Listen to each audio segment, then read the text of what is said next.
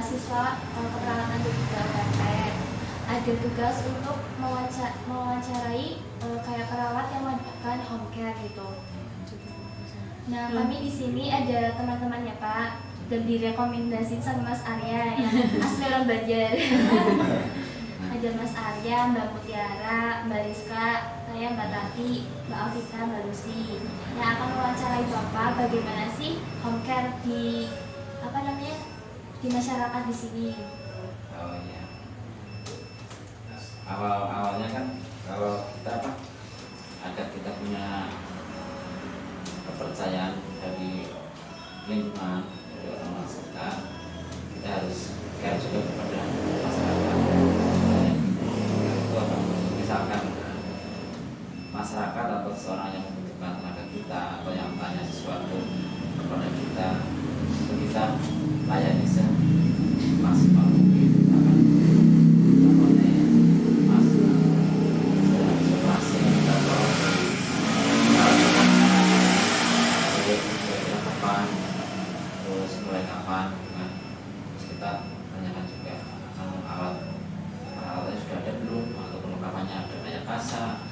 Terus cairan untuk membersihkan, kalau perlu kita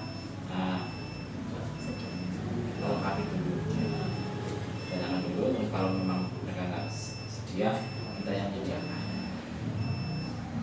Terus kita berkunjung sesuai jadwal atau sesuai waktu yang sudah disepakati. Misalkan nanti habis asar ya Bu, habis asar kita kesana. Terus misalkan itu dari situ nanti akan biasanya ini yang bersangkutan akan cerita ke yang lain. Oh sama si A aja orangnya enak, misalnya tepat waktu dan sebagainya. Misalkan kita udah membuat janji habis asar, kita tepat waktu kita bersama. Terus ini Mas Toto, awal mula usaha ini kan dibuka pertama itu dengan modal berapa, terus sudah mikir keuntungannya berapa dulu gitu. Berapa? Kalau waktu itu sih pertama nggak sampai mikir situ aja. Awal mulai itu kan dari titik yang kita kan dari titik tetangga terdekat kita, ada tetangga kita yang membutuhkan bantuan perawatan dan sebagainya. Kita nggak sampai mikir ke modal berapa, terus bantuan berapa, nggak sampai ke situ karena kita masih istilahnya kalau di kampung kan syukur bisa membantu, kalau enggak ya syukur sampai nyumbang dan sebagainya kan, masih tetangga. Jadi yang penting di dalam nanti praktek keperawatan misalnya home care, kita istilahnya beli perlengkapan daya kasa berapa, terus plaster berapa, cairan untuk membersihkan berapa, itu kita mau belajar dulu. Terus nanti sana kayaknya sudah menentukan sendiri. Jadi kalau untuk menetapkan tarif yang ini, kita kalau di kampung nggak bisa sih kan? Iya, nggak enak. Nanti kayaknya udah secara otomatis ya, paling untuk mengakali ya kayak gini ini untuk membeli perlengkapan ini makanya sekian, itu aja. Nanti kan di sana masih untuk uang jasanya di luar modal itu. Katakanlah merawat luka bekas operasi lah ya, operasi sesar, kurang lebih jahitan kan kurang lebih 10 cm atau 15 cm. Beli kasar bunga biru misalkan yang steril, karena stok 5.000. Kalau yang itu butuh dopok 10.000, cairan infus 12.000 misalkan, 22 plaster ya udah itu plaster kurang lebih 12.000, pakai 20 sama 22 42 itu modal.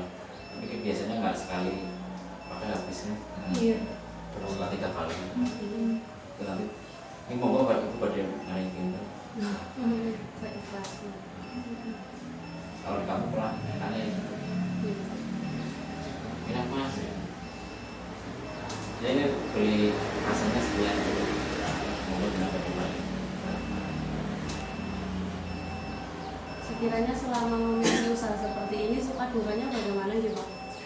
Suka dukanya itu kalau tadi bergerak dari lingkungan tetangga ya, dan kita nanti akan cerita ke orang lain, oh sama dia bisa merawat luka kok bagus hasilnya, akan cerita ke tetangga. Itu proses proses yang lama, nggak 1 bulan 2 bulan mungkin tahunan ya. Kalau kita udah bergerak, intinya ikhlas, nanti secara otomatis alam akan memberi ke kita, mengenalkan secara otomatis juga. Oh sama dia, itu nanti akan berkembang sampai mungkin ke daerah-daerah pegunungan. Suka dukanya kalau kita di melakukan perawatan luka di daerah yang medannya sulit, di gunung, hujan-hujan, terus motor atau kendaraan nggak sampai lokasi, kita harus jalan kaki dan sebagainya. Iya, jalan kaki. Iya. Ditambah malam-malam. Terus gambaran saya di sana mungkin ekonominya pas-pasan dan sebagainya. Dari situ kita yang harus nggak gitu. Kadang dia untuk beli kasa diserahkan ke kita dan sebagainya kan. Mas tunggu di situ lah.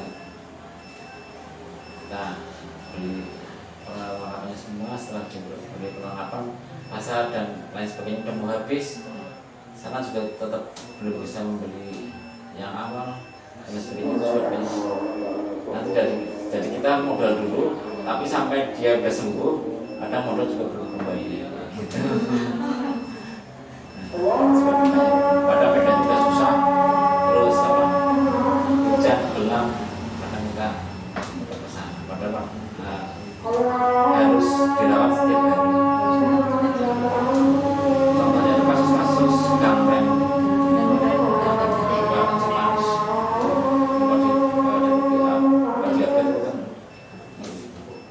saya pernah yang kaki kiri udah diamputasi dari sini, beberapa tahun kemudian tinggal yang mana dan udah menusuk dari sana, udah dirawat dari asam lesiat itu waktu sampai 6 bulan dan itu ekonominya pas-pasan, satu rumah isinya anaknya yang sakit, terus ibunya udah repot banget, udah nggak ada udah sembuh. Terus saudara-saudaranya agak jauh, saya membayangkan juga dia punya pendapatan dari mana. Itu kan itu suka dukanya. Tapi kalau di saat dia ikuti apa yang kita sarankan, Bapak jangan makan ini, Bapak jangan gula, minum manis dan sebagainya, yang mengikuti saran kita akan senang. Dan apalagi kalau hasilnya udah luka yang kita rawat itu hasilnya bagus, kita akan senang. Sampai sembuh bisa pergi. Sukanya di situ dia apa yang kita sarankan dia mengikuti, terus hasilnya dia sembuh bagus, kita suka.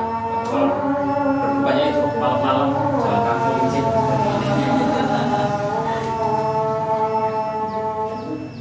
ada lagi. Kalau untuk prosedurnya sih Pak gimana? Terus dulu dari awal kayak ngurus sampai bisa membuka usaha lagi di itu kita kan ikut anggota PPNI dulu, namanya ikut anggota organisasi PPNI, di itu nanti kita diakui, terus dari situ kita membuat organisasi, kalau sekarang ada surat STR ya, surat registrasi ya. Nah itu nanti kita membuat surat registrasi. Setelah hasilnya lahir, nanti udah ada yang misalkan itu kita baru membuat SIP. SIP-nya ke dinas kesehatan masing-masing kabupaten. Misal di Banjarnegara itu Kabupaten Banjarnegara. Kalau di Banyumas Banyumas. Masuk organisasi dulu, diatur organisasi nanti ada nomor itunya, ID-nya, terus membuat STR. STR itu ada syarat dan ketentuan dan berlaku ini banyak banget. Ada SKP-nya harus terpenuhi 25 lebih itu. Terus dari situ baru ngurus SKA, SIP seperti sini praktek. Kenapa sih Bapak kayak memilih buka home care daripada usaha lain itu? Kenapa? Oh itu. Ya pertama saya kan apa? Cita-cita saya waktu SMP kelas 2 saya pengen jadi mantri. Oh, dari kecil. Itu impian saya dari kelas 2 SMP mas. Terus kesampaian saya bayangkan, oh ya nanti habis kerja dari puskesmas terus bisa sampingan home care dan sebagainya, sampai menolong orang yang dalam perusahaan dalam bidang kesehatan. Terus dari situ ada kepuasan sendiri apabila pasiennya sembuh. Itu kita secara otomatis mendapatkan feedback finansial. Meskipun kita awal-awalnya kita nggak istilahnya mematok tarif, tapi nanti kesininya kalau udah mematok tarif kita perhitungkan misalkan dari sini ke sana jaraknya berapa, terus rapotnya berapa, beratnya itu kita bisa menentukan. Misalkan tadi modal misalkan 45 ya, kasa, terus ada plester, ada cairan. Terus misalkan pekerjaan ini nggak semua orang mau, misalkan perawat muka yang udah korok lah ya, harus motongin jaringan dan sebagainya.